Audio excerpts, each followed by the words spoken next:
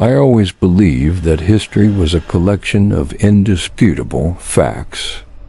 But then I stumbled upon the tale of Verdellino, and my understanding of reality began to blur. In the summer of 2025, I traveled to Verdellino, a quaint town in northern Italy, drawn by whispers of an enigmatic event from the 16th century. The locals spoke of a battle that never was, a phantom clash that had both captivated and terrified Europe. According to historical accounts, in 1517, two armies met near Verdellino. As they engaged, something inexplicable occurred. The soldiers vanished mid-battle, only to reappear and repeat the confrontation multiple times daily. This eerie phenomenon continued for days, leaving onlookers both awestruck and horrified. Determined to uncover the truth, I delved into the town's archives. The most detailed account came from Bartolomeo Martinengo, a chronicler whose pamphlets had spread the story far and wide, even reaching the Vatican.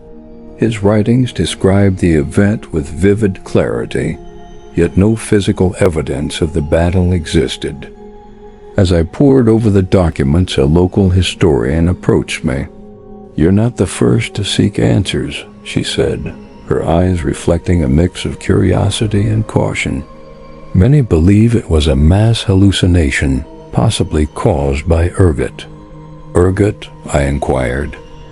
"A fungus that infects rye," she explained. "Consuming contaminated bread can lead to ergotism, causing vivid hallucinations and irrational behavior." Intrigued, I explored this theory further. Ergot, I learned, contains compounds similar to LSD. Ingesting it could indeed induce collective visions, especially in communities reliant on rye-based diets. But questions lingered. How could an entire town experience the same hallucination? And why a battle that never occurred?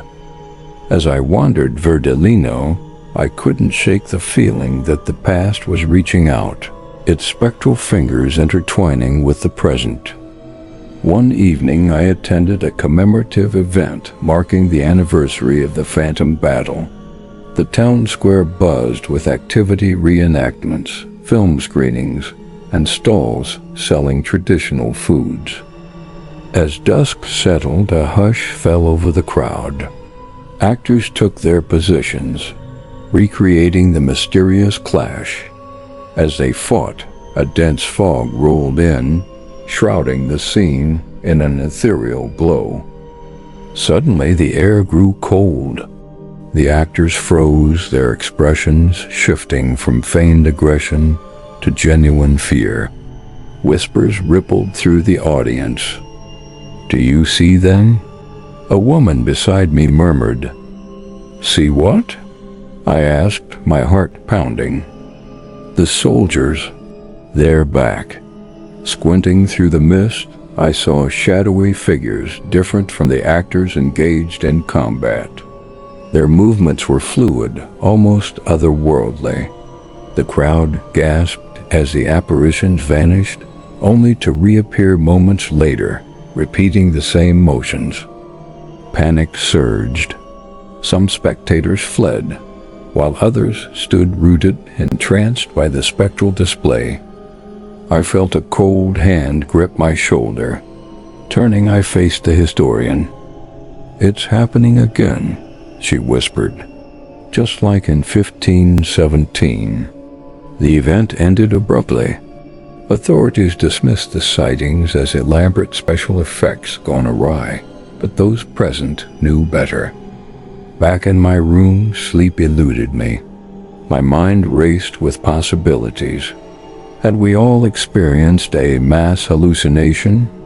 Or had the past truly seeped into the present? The next morning I visited the town bakery, curious about the local bread. The baker, an elderly man with twinkling eyes, handed me a loaf. "Careful," he chuckled.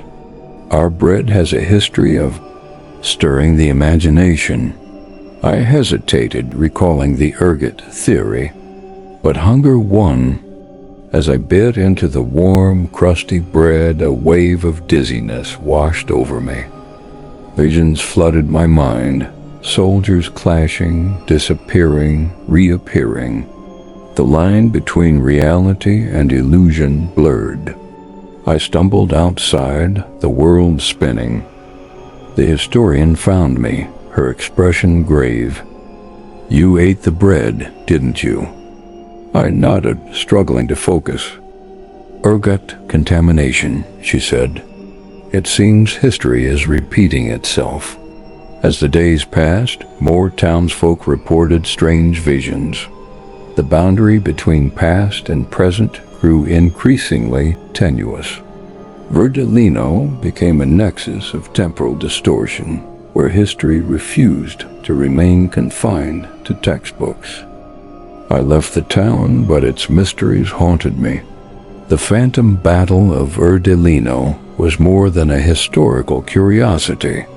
It was a testament to the fragile nature of reality and the enduring power of collective belief.